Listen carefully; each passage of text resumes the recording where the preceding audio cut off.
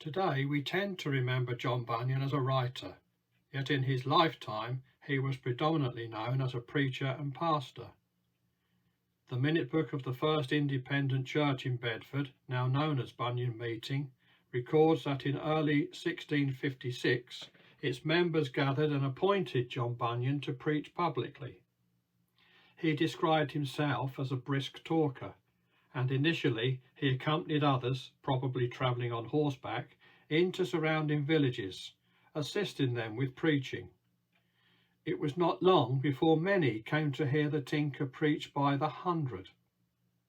Bunyan would preach wherever he could, in barns, in a cowshed, or in the open air, even from the branch of a suitable tree. It did not matter where.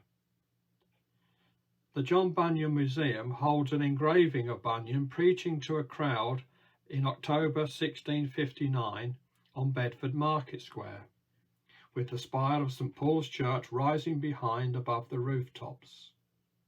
His pulpit on these open-air occasions would have been a very simple affair, to raise him just a little higher than the surrounding crowd.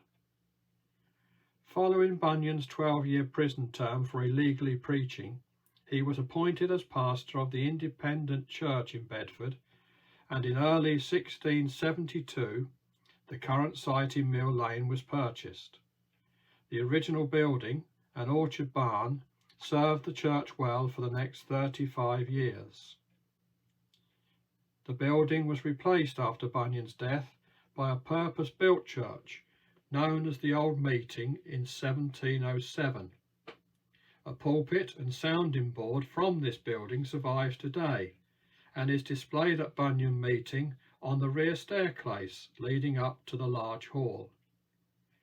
It became known as the Howard pulpit, as John Howard, the prison reformer and a member of the congregation, gifted £50 towards its purchase. The final years of John Bunyan's life were his glory years, not only ministering to his congregation in Bedford, but further afield his popularity grew, and he became affectionately known as Bishop Bunyan. He had a particular fame and following in London, and often preached in the capital.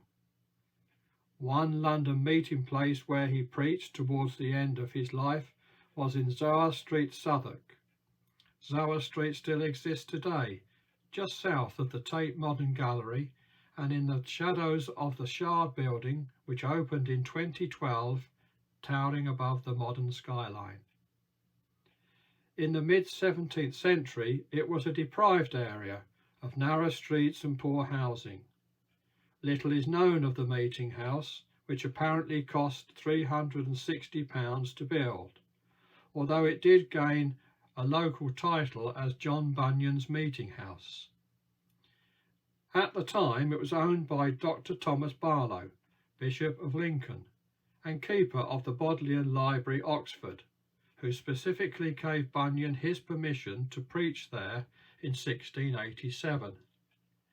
By 1819, however, the building had been converted into a millwright's shop.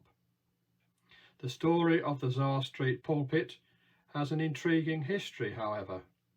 When removed from the old nonconformist meeting house Southwark, sometime after Bunyan's death, it moved nearby across South London to a former hostelry opposite St Mary's Church, Lambeth, and within sight of Lambeth Palace.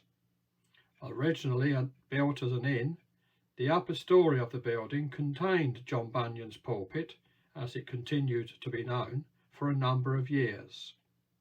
The room was used into the early 19th century by nonconformist dissenters as a meeting house. The building was eventually demolished in 1888, but the pulpit was to survive again. The Jubilee building of the Sunday School Union was built and opened in Old Bailey, Holborn in the mid-19th century. It was also to be the next home of the now famous pulpit. Old Bailey, dominated today by the Central Criminal Court, is but 5 minutes' walk from where Bunyan passed away in the summer of 1688. The pulpit was situated in a hall on the first floor of the Sunday School Union for many years, before finally being presented to the trustees of Bunyan Meeting, Bedford, in 1927.